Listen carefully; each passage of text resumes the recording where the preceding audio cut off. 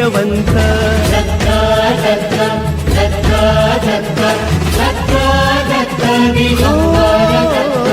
अवधूत चिंतन गुरुदेव दत्त गुरु आमचा तू आम्ही भाग्यवंत नसे जन्म मृत्यू नुरे काही खंत न प्रारंभ मध्य नसे काही अंत